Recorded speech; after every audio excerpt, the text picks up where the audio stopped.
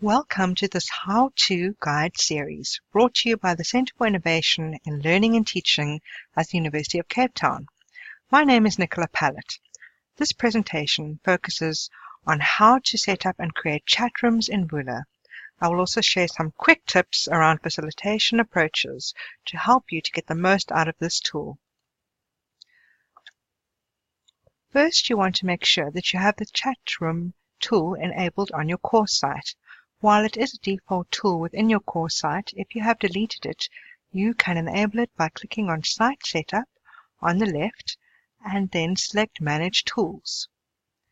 Then you can tick the box next to the tool and click on Continue at the bottom of the page and then click Finish. Now let's go to the chat room. When you click on Options, you'll find a list of chat rooms that you have created. You can edit or delete existing chat rooms or create a new one by clicking on Add Room.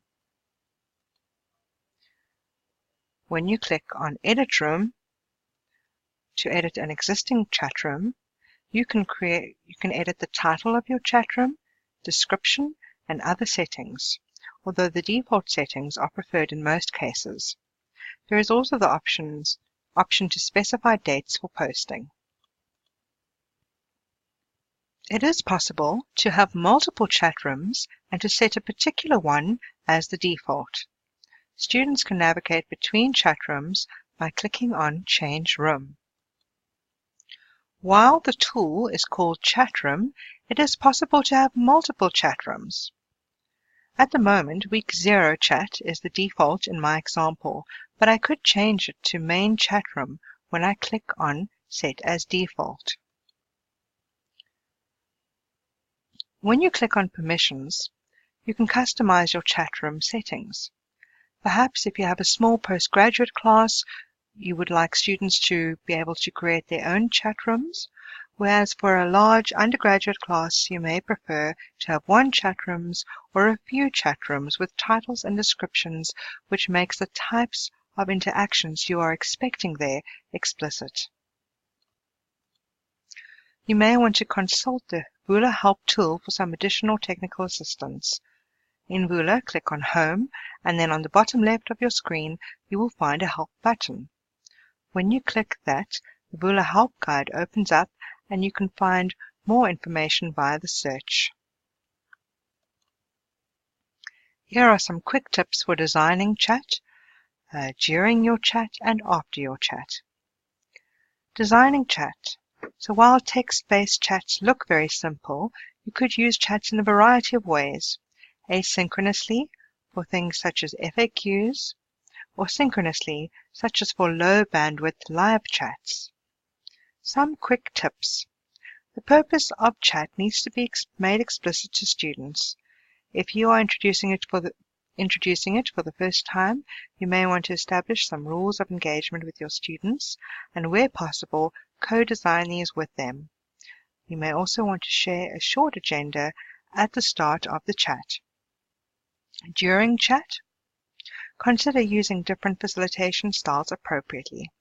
For example, live chat can have a stream of energy and be quite exciting, but the conversation stream can become unmanageable.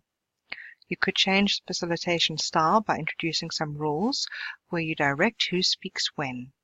Ask students to enter a plus sign if they want to ask a question, and then introduce speaker turns, signaling who speaks when.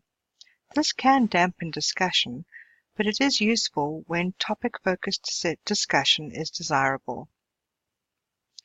After chat, or after a live chat, reflect on what works, record your observations, and use these to refine your facilitation approach. If this presentation feels a little rough around the edges, it's because we're aiming to show you what you can do in limited time with simple tools. That's because we believe in the everyday user using tools and resources that you have access to make material that represents your world. If you are looking for more resources, you can find those at the UCT CILT website, which is brought to you by the Centre for Innovation in Learning and Teaching. All of the images in the screencast are publicly available and freely reusable, so please feel free to reuse this narrated presentation. Thanks so much for listening. Bye for now.